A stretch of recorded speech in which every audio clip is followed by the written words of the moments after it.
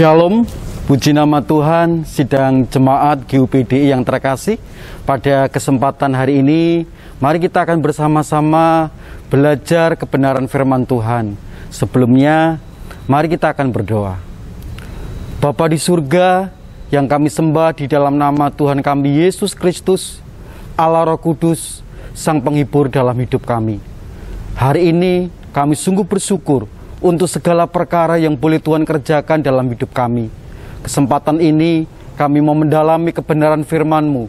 Kiranya Roh-Mu yang akan memandu kami, supaya lewat kebenaran-Mu hidup kami dikuatkan, hidup kami diarahkan untuk semakin mengerti apa yang menjadikan kehendak dan rencana-Mu.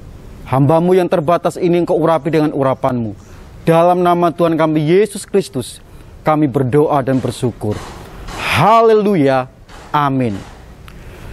Sidang jemaat yang terkasih di dalam nama Tuhan, sebagai orang percaya ada satu kata yang sangat familiar di dalam kehidupan kita, yaitu Immanuel. Immanuel artinya adalah Tuhan beserta dengan kita. Kalau kita bicara bahwa Tuhan beserta dengan kita, itu artinya menunjukkan bahwa Allah pasti memelihara kehidupan kita.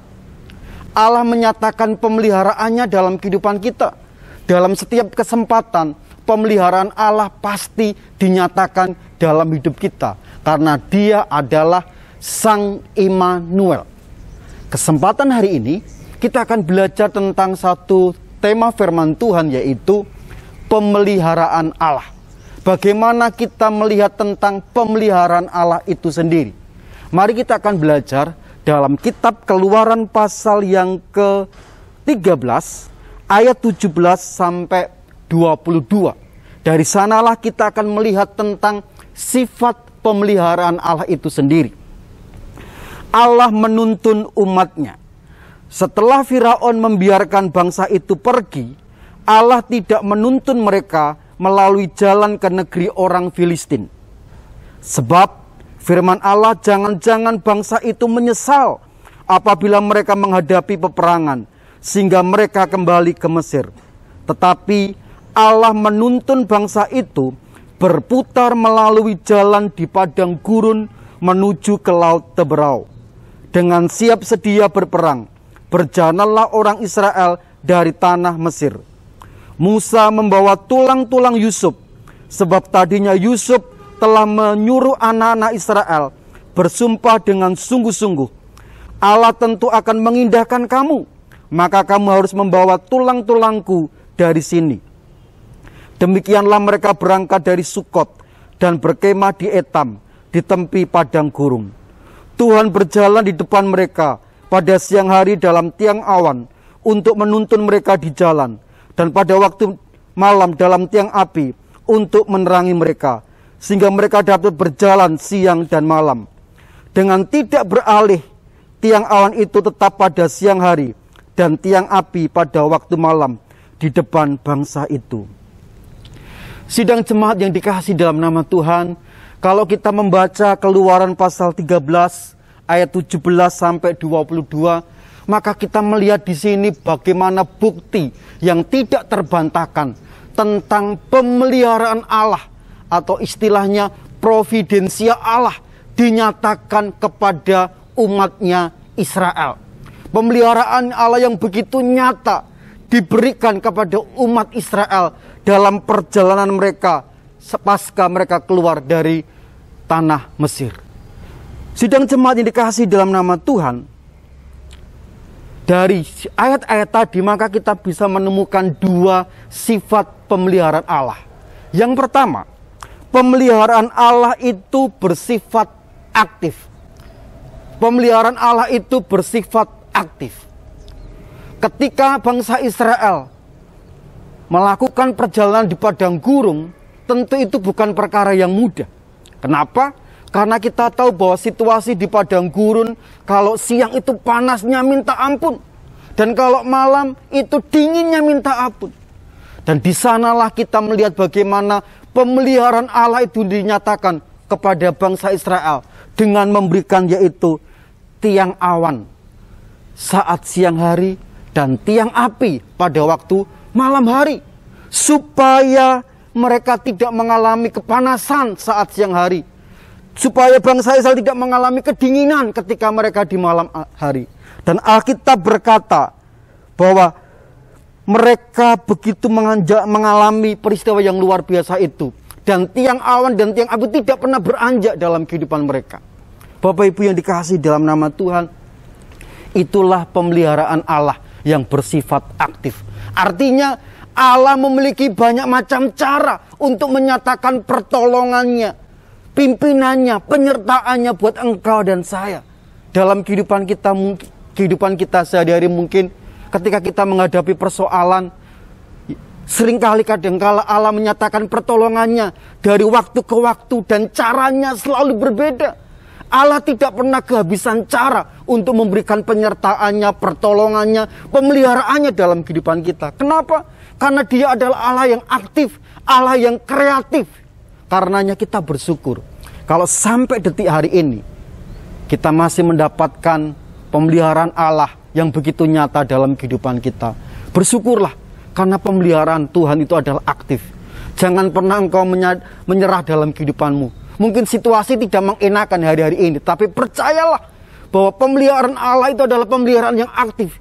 Dia mampu bekerja di luar daripada apa yang tidak pernah kita duga sebelumnya. Kalau di masa lampau, pemeliharaan Allah yang aktif itu dinyatakan Tuhan atas bangsa Israel. Hal yang sama di masa kekinian, pemeliharaan Allah yang aktif itu juga dinyatakan dalam hidupmu, hidupku, dan hidup kita semuanya. Allah kita adalah Allah yang kreatif. Puji nama Tuhan. Sifat yang kedua, pemeliharaan Allah itu bersifat mendidik. Alkitab berkata, jangan-jangan bangsa itu menyesal apabila mereka menghadapi peperangan sehingga mereka kembali ke Mesir. Tetapi Allah menuntun bangsa itu berputar melalui jalan di padang gurun menuju ke laut Teberau.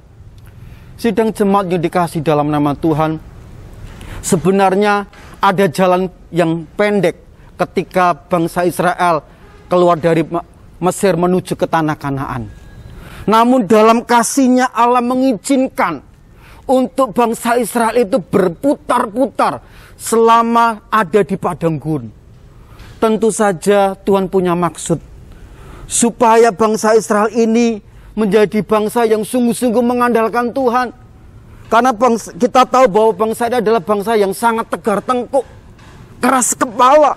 Sehingga dalam kasih-Nya Allah mengizinkan itu terjadi supaya mereka sadar bahwa apa yang mereka alami itu tidak lepas dari pertolongan, pemeliharaan, penyertaan Tuhan di dalam hidup mereka. Sehingga Allah mengizinkan berpuluh-puluh tahun mereka harus berputar-putar di tengah padang gurun. Itulah pemeliharaan Allah yang bersifat mendidik. Allah mendidik umatnya supaya umatnya bergantung harap kepada Dia, supaya umatnya sungguh-sungguh percaya dan bersandar hanya kepada Tuhan. Hal yang sama Bapak Ibu terjadi dalam kehidupan kita. Seringkali kita berkata, kenapa sih persoalan belum selesai, hari ini masih ada persoalan selanjutnya. Mungkin kita juga berada pada posisi kita melewati pengalaman-pengalaman yang menyakitkan, penderitaan, sakit, penyakit, hal yang tidak menyenangkan dalam kehidupan kita. Dalam kasih-Nya Allah izinkan itu terjadi. Dalam kasih-Nya Allah izinkan itu untuk kita alami, untuk mendidik kita. Satu hal yang harus kita percaya bahwa Roma 8 ayat 28 berkata, Allah turut bekerja untuk mendatangkan kebaikan bagi orang yang mengasihi Dia. Allah turut bekerja dalam perkara-perkara yang tidak menyenangkan sekalipun, dalam perkara-perkara yang tidak mengenakkan sekalipun, dalam situasi yang tidak menguntungkan sekalipun. Percayalah bahwa Allah turut bekerja untuk mendatangkan kebaikan bagi orang yang mengasihi Dia. Jangan engkau lemah hari ini. Kalau situasinya mungkin tidak bersahabat denganmu, jangan kau merasa berpatah semangat. Kalau hari-hari ini mungkin situasinya tidak berpihak kepadamu. Tapi yakinlah, Allah ada bersamamu. Allah ada bersama dengan engkau. Karena Dia adalah Allah yang sangat mengasihimu. dalam kasih-Nya itu diizinkan terjadi dalam kehidupan kita. Untuk menjadikan kita menjadi pribadi yang kuat, menjadikan kita pribadi yang kokoh, pribadi yang teguh. Agar ketika segala sesuatu terjadi dalam kehidupan kita, kita terus bersandar, berharap kepada Tuhan. Yakinlah, engkau tidak sendiri hari ini. Ada pribadi Tuhan, ada tangan Tuhan yang senantiasa akan memberikan kekuatan kepadamu. Alkitab berkata, pencobaan-pencobaan yang kamu alami tidak akan pernah melebihi batas kemampuanmu. Kalaupun saat ini engkau pada posisi di mana engkau rasa-rasanya enggak kuat lagi, rasanya engkau sudah tidak bisa lagi berbuat banyak, sandarkanlah imanmu, harapanmu hanya kepada Tuhan. Dia adalah Allah yang aktif.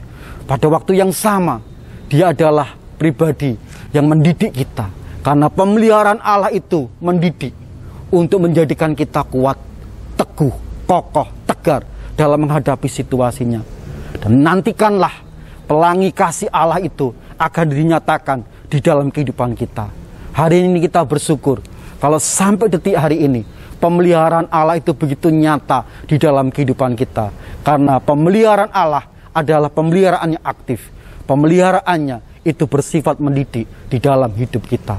Puji nama Tuhan, kiranya renungan firman Tuhan pada kesempatan hari ini menjadikan kita tetap semakin semangat, semakin tetap teguh di dalam Tuhan. Karena apapun yang terjadi, Tuhan tetap ada bersama dengan kita. Haleluya, Tuhan memberkati. Mari kita berdoa. Terima kasih Tuhan untuk kebenaran firman-Mu yang sederhana ini. Kami boleh belajar bahwa pemeliharaan Allah itu begitu nyata dalam hidup kami. Sebagaimana pengalaman di masa lampau, pemeliharaan-Mu Engkau nyatakan atas umat Israel, maka pemeliharaan Allah itu pun juga Tuhan nyatakan di dalam kehidupan kami. Kami bersyukur bahwa pemeliharaan-Mu adalah pemeliharaan Allah yang bersifat aktif. Engkau adalah Tuhan yang kreatif. Tuhan tidak pernah kehabisan cara untuk menyatakan pertolongannya, pemeliharaannya, tuntunannya dalam kehidupan kami. Karenanya kami bersyukur Tuhan, kalau pada saat ini mungkin kami berada pada situasi-situasi yang sangat sulit, yang sangat pelik sekalipun, kami bersyukur Engkau adalah Tuhan yang aktif dan kreatif. Engkau akan mampu menyatakan pertolongannya kepada kami. Terima kasih Tuhan. Kami bersyukur bahwa Engkau menyatakan pemeliharaan yang bersifat mendidik untuk menjadikan kami kuat, menjadikan kami orang-orang yang semakin kokoh dan tangguh di hadapan Tuhan. Mampukan kami Tuhan menjalani hari-hari kami untuk terus bersandar, berharap kepada Tuhan. Dan kami percaya ketika kami menantikan Tuhan, ketika kami mendasarkan hidup kami kepada Tuhan, pertolongan Tuhan Engkau nyatakan dalam hidup kami. Terima kasih Tuhan, terpujilah nama-Mu. Hanya di dalam nama Tuhan kami Yesus Kristus kami berdoa dan bersyukur. Haleluya, amin. Tuhan memberkati.